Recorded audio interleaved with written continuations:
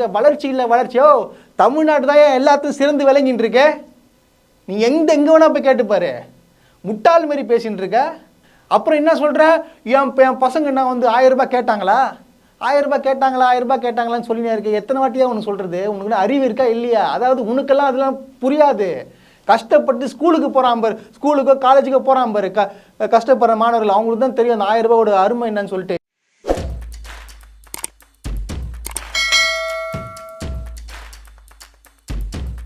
Roast press நேயர்களுக்கு அன்பு வணக்கம். கண்டென்ட்டுக்குள்ளே போகிறதுக்கு முன்னாடி தயவு செய்து வந்து லைக், ஷேர், சப்ஸ்கிரைப் கண்டிப்பாக பண்ணிவிடுங்க. சீக்கிரமாக நம்ம வந்து 50,000 சப்ஸ்கிரைபரை தொடரணும். வாங்க கண்டென்ட்டுக்குள்ளே போகலாம். அதாங்க, நம்ம சைமன் தாத்தாவை நினச்சா எனக்கு ரொம்பவே கஷ்டமாக இருக்குது. ஏன்னு பார்த்தீங்கன்னு வச்சிங்களேன், ஏதாச்சும் திமுக அரசாங்கம் வந்து ஏதாச்சும் ஒரு நல்லது பண்ணாலே போதும், இவருக்கு வந்து வேர்த்து போகுது, டென்ஷன் ஆகுறாரு.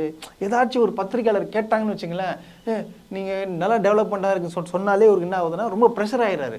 நீங்கள் என்ன பத்திரிக்கையாளர் மாதிரி பேசுங்க, நீங்கள் வந்து இப்படி பேசுகிறீங்க, அப்படி பேசுகிறீங்க அப்படின்னு சொல்லிட்டு குதிக்க ஆரம்பிச்சிடாரு. ஏன்னா நேற்று நான் ஒரு பேட்டி பார்த்தேன்.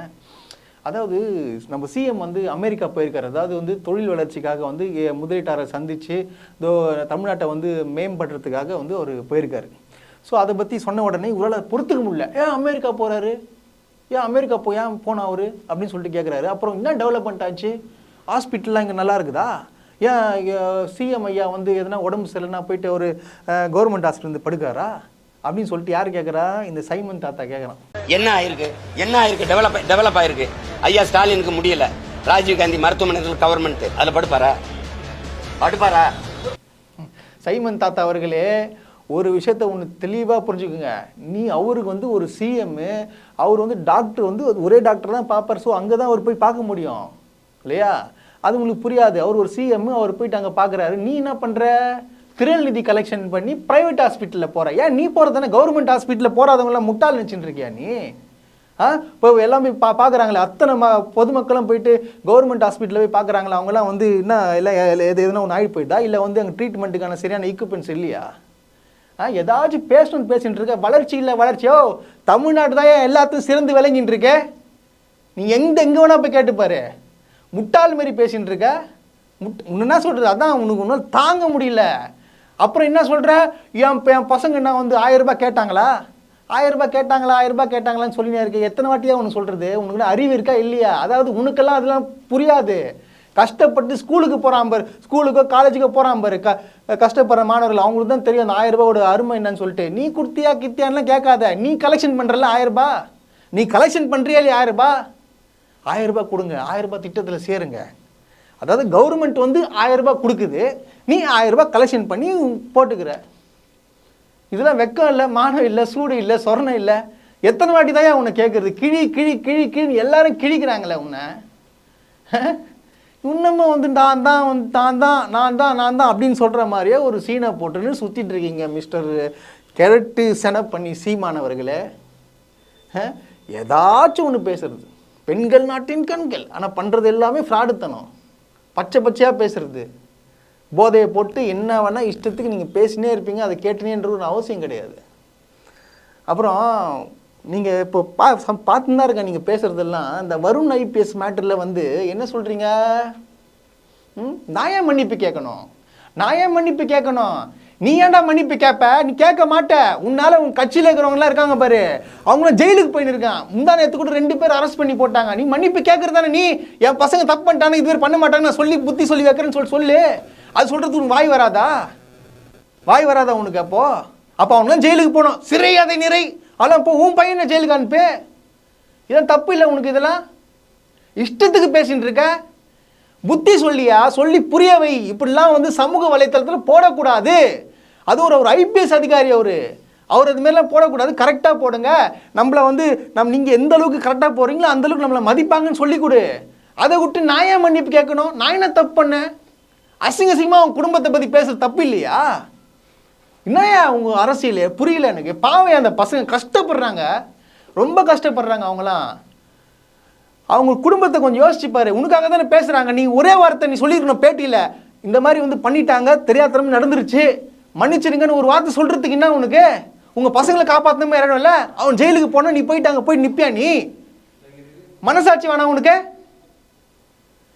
இல்லை எங்கேயா போய் முடியும் உனக்கெல்லாம்? இதனால் நான் என்ன சொல்கிறேன்னா, சில விஷயங்களை வந்து புரிஞ்சுக்கணும். நீங்கள் தான் வந்து திருத்தணும் அவனுங்களை. அதை விட்டுட்டு உசுப்பேத்தி விட்டேன்னா இது எப்படி உங்களுடைய மனநிலை எப்படி போகுதுன்னு சொல்லிட்டு எனக்கு ஒன்றும் புரியல. அவன் கெட்டு போகணுன்னு நினைக்கிறீங்களா? கேட்டு நான் சீமான் அவர்களே, அவர் கெட்டு போகணுன்னு நினைக்கிறீங்களா நீங்கள்? தயவு செய்து இதெல்லாம் மாற்றுங்க.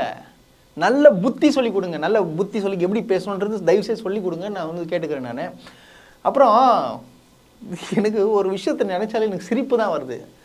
அதாவது எடப்பாடி பழனிசாமியை ஒரு மிக சிறந்த புத்திசாலி அவர் தான் அப்படின்னு சொல்லிட்டு இப்போ நீங்கள் சொல்கிறீங்க, பெருமையாக பேசுகிறீங்க. ஒரு 6 மாதத்துக்கு முன்னாடி அவரை என்ன பேசுகிறீங்கன்னு தெரியுமா? நீங்கள் இந்த வீடியோ பாருங்கள், அவங்க பேசுனது நீங்களே பாருங்கள். எடப்பாடி பழனிசாமிக்கு நான் பயப்படுறது 6 மாசம் கழிச்சு பதவியிலிருந்து கீழே இறங்குனா பக்கத்து வீட்டுக்கார மதிக்க மாட்டாங்க. பார்த்தீங்களா? இதுதான் வந்து உண்மையான சீமானு. அதாவது இங்கே ஒரு வாட்டி பேசுறது, அங்கே ஒரு வாய், இங்கே வாய் வைக்கிறது, அங்கே ஒரு வாய் வைக்கிறது. இது தப்பு தப்பு தப்பு தப்பு தப்பா. அதாவது இஷ்டத்துக்கு, அதாவது யாரு காசு கொடுத்தாலும் அவனை பற்றி வந்து பேசுறது. இது என்ன ஈனப்பழப்பா இருக்கு? கேவலமா இல்லை இந்த மாதிரி பேசின்னு இருக்கிய? இப்போ அவரை பற்றி இப்படி பேசின்னு இருக்க? முட்டு கொடு, அதுக்கு நீ இந்த அளவுக்கா கொடுப்ப?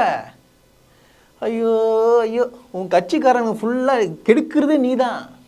பார்த்தியா திருச்சியில் உன் கட்சிக்காரனால் ஒரு வழக்கறிஞர்னு வச்சுட்டு இருக்கிய, மாநில பொறுப்பில் இருக்காருன்னு சொல்லிட்டு ஒருத்தர் இருக்காரு அசோக்குன்னு சொல்லிட்டு. இன்னும் கேவலமாக இல்லை? ஒரு கேவலமான ஒரு வேலை பார்த்துருக்கீங்களே நீங்கள். ஒருத்தனை, ஒரு வயசான தாத்தாவை ஏமாற்றி அவன் சொத்தை பறித்து 1 கோடி ரூபாய் சொத்தை வந்து பிடுங்கிட்டு இப்போ அவங்க ஒரு தூக்கில் தொங்கி செத்துட்டாரியா உங்க கட்சிக்காரனால? ஏமாற்றி நம்பி தானே வந்து உங்களை வீட்டில் விட்டாங்க. அவரை ஏமாற்றி சொத்தை ஆட்டையை போட்டு போயிட்டீங்களே. கையெழுத்து வாங்கி நீங்கள் இந்த மாதிரி உயிர் எழுதாதீங்க, நீங்கள் இந்த மாதிரி மாற்றி எழுதுங்க அப்படின்னு சொல்லிட்டு ஒரு குடும்பத்தையே வந்து நடுத்தல் நிற்க வச்சிட்டிங்களே. உன்னை நம்பி தானே கூப்பிட்டாங்க, உன்னை நம்பி தானே கூப்பிட்டு உள்ளே விட்டாங்க. ஐயா நீங்கள் வந்து ஒரு நல்ல அட்வொகேட்டாக இருக்கிறீங்க, நீங்கள்லாம் நல்லா பேசுகிறீங்க, எனக்கு உதவி பண்ணுவீங்கன்னு சொல்லிட்டு தானே உங்கள் வீட்டுகளை ஏற்றுந்து, அதுவும் பொண்டாட்டி மேலே உங்கள் கட்சிக்காரன் அவங்க ஒய்ஃப் மேலே பேரில் எழுதி அந்த லேண்டை எடுத்துன்னு போயிட்டு எல்ஐசியில் போயிட்டு லோன் வாங்குறான் 7 லட்சம் ரூபாய்க்கு. இவங்க 3 வருஷமாக எதுவுமே தெரியாமல் போயிட்டு ரிஜிஸ்டர் ஆஃபீஸில் போயிட்டு நான் ஒரு பேரன் மேலே வந்து நான் எழுதணும் அப்படின்னு சொல்லிட்டு போகிறாரு. இந்த பாவம் அந்த வயசான ஒரு பெரியவர் அவர் போகிறாரு, ஆரோக்கியன்றவர்.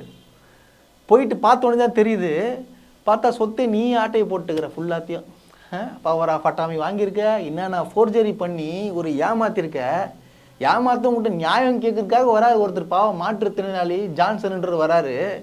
நீ போய் என்ன பண்ண? போயிட்டு மனு கொடுக்குறாரு உங்ககிட்ட.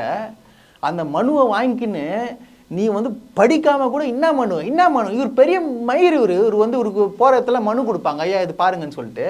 ஒருத்தன் மனு கொடுக்குறான்னா வாங்கி பாரியா. அவன் எதுக்கு கொடுக்குறான்? இங்கே சுற்றிக்கிறவன் கட்சிக்கு வரனை பற்றி கம்ப்ளைண்ட் கொடுக்குறது வரான். அப்போ என்ன பண்ணணும் நீ? என்ன பண்ணணும்? நான் பார்த்து நான் சொல்கிறேன்னு சொல்லணும். அவர் பார்த்துட்டு என்ன பண்ணோம்? அந்த அட்வொகேட்டை கூப்பிட்டு என்ன பண்ணிருக்கணும்? நீ கூப்பிட்டு 2 அறை விட்டு ஏன் அப்படி ஏமாத்துற, எத்தனை போய் குடியா பாவம் கஷ்டப்படுறாங்கன்னு சொல்லிட்டு கொடுத்துருக்கணும். எதுக்கு நீ பண்ணவே இல்லையா? நீ ஏன் பண்ணல? நீ ஒரு காசு கீசு வாங்கிக்கினியா? நான் இதில் அசிங்கமாக இல்லை உங்களுக்கெல்லாம்? இப்படி வந்து ஒரு குடும்பத்தை நடுத்தரில் நிற்க வச்சிட்டிங்களேப்பா. நீங்கள் இந்த மாதிரி தான் பண்ணுவீங்களா உங்கள் கட்சியில்? குடும்பத்தை கெடுக்கிறது, சின்ன பசங்களை ஏமாத்துறது, இதில் வேற இவங்க பேசுறதுக்கு எல்லாமே பொம்பளைங்க கை தட்டுறாங்க. அது எப்படி தட்டுறாங்கன்னு எனக்கு தெரிய மாட்டேங்குது. இதில் வேற வந்து நான் இப்போ முந்தானத்து ஒரு வீடியோ பார்க்குறேன், ஒரு மேடையில் வந்து பேசுகிறாரு. அதாவது 100 ரூபாய் காயின், செல்லாத காயின் கொடுத்துறாங்க, அது 10,000 ரூபாய்க்கு கொடுக்குறாங்க. 10,000 ரூபாய் அது வாங்கிறதுக்கு. ஏய் உன்னை கூப்பிட்டாங்களாடா? பொதுமக்கள் வந்து வாங்கிக்க சொல்லி சொன்னாங்களா? பொதுமக்களுக்கு வந்து இந்த 100 ரூபாய் காயின் வந்து 10,000 ரூபாய் கொடுத்து வாங்கன்னு சொன்னாங்களா? கட்சிக்காரங்களுக்கு யார் விருப்பம் இருக்கோ அது வாங்கின்னு போயா? அது என்ன உனக்கு சொன்னாங்க இது இப்படி பண்ணுன்னு சொல்லிட்டு இன்னமும் அப்படி கலாய்க்கிற கிண்டல் பண்ணுற? ஏன் உனக்கு சீமான்னு சொல்லிட்டு போட்டு உனக்கு ஒரு காயின் ரெடி பண்ணுமா? உன் சொந்த பேரே தெரியாத உனக்கு? உன் சொந்த பேர் நான் சைமன் செபாஸ்டியன் தானே வந்து உன் பேரை போட்டு கொடுக்குறமா? நீலாம் எப்படி பேசுகிற? கலைஞரை ஒரு நாணயத்தை கொடுக்குறாங்கன்னு சொல்லிட்டு ஐயோ இவங்க இணக்கமாகறாங்க, இங்கே பிஜேபியோட கூட்டணி. ஏண்டா ஒரு தலைவருக்கு ஒரு காயின் கொடுக்குறாங்க, அவர் பேரில் காயின் பொறிச்ச காயின் ஒன்று கொடுக்குறாங்க, அதுக்கே உனக்கு பொறுத்துக்க முடியல. எரியுதுன்னா போயிட்டு எங்கன்னா போய் தூக்கில் போய் தொங்கு. அதை விட்டு விமர்சனம் பண்ணுற? தமிழ்நாடு என்ன வளர்ச்சி கிடைக்க இல்லைன்னு சொல்லியா பார்க்க, என்ன வளர்ச்சி இல்லை? இங்கே எல்லாமே தரமாக நடந்துட்டு இருக்கு. எல்லாருமே பார்க்க கேட்குறாங்க, தமிழ்நாடு ஒரு சிறந்த வளர்ச்சி அடைஞ்சிருக்கியா ஒரு இந்த கடந்த 3 வருஷமா? என்ன இல்லை இங்கே, என்ன வளமை இல்லை? அதனால் இஷ்டத்துக்கு பேசி, அதாவது என்ன கவர்மெண்ட்டு என்ன நல்லது பண்ணாலும் அதை குறை சொல்கிறதுக்கே நீ இருந்தனா இன்னைக்கு இல்லை எப்பவுமே நீ உருப்பட மாட்டேன். இப்போ பாரு விஜய் காலில் ஊந்துக்கிற பார்த்தியா இல்லையா விஜய்க்கு? அதனால் இப்படியே போயின்னு தான் இருக்கணும். தனித்து போட்டி நாங்களாம் ஜாதி பற்றிலாம் பேச மாட்டோம். கரெக்டாக எந்தெந்த இடத்துல எங்கெங்கே ஜாதி ஆளுங்களுக்கு கொடுத்தா தான் ஓட்டு போடாங்கன்னு சொல்லிட்டு தெரிஞ்சு அதுதான் கொடுத்துருக்க. 234 தொகுதியிலையும் இப்போ தனித்து போட்டின்ற. ஆனால் போயிட்டு இப்போ விஜய் கிட்ட வந்து தம்பி கூட்டணி வச்சா நான் ஏற்றுப்பேன். விக்கிரவாண்டியில் போயிட்டு எடப்பாடி பழனிசாமிகிட்ட போய் கேட்டேன், ஏய் ஒரு கொள்கை வச்சுருந்தீங்கன்னா ஒரே மாதிரி பயணிங்க, மாற்றி பண்ணாதீங்க. ஆர்எஸ்எஸை விட ஒரு கேவலமான இயக்கம்னா இந்த நாம் தடவல் கட்சி தான். நாம் தமிழர் கட்சி சொல்ல மாட்டேன், அசிங்கம் அது, நாம் தடவல் கட்சி தான். அதான் தயவுசெய்து திருந்தியா, உன்னுடைய அரசியல் கொள்கையை மாற்று. இளைஞர்கள் சீரழிஞ்சு கெட்டு போகிறான், ஜெயிலுக்கு போகிறான். உன்னால ஜெயிலுக்கு போகிறான், வேற எங்கேயும் நல்ல பாதைக்கு போகல, ஜெயிலுக்கு தான் போகிறான். பாவம் கஷ்டப்படுறான். அவங்ககிட்ட திருள் நிதி வாங்கி உன் சாப்பிட்டு வயிற்று நறுப்பின்னு இருக்க. அதனால தயவு செய்து திருந்து, இல்லைனா வந்து விரைவில் நீங்கள் திருத்தப்படுவீங்கன்றதை நான் சொல்லிக்கிறேன். நன்றி, வணக்கம்.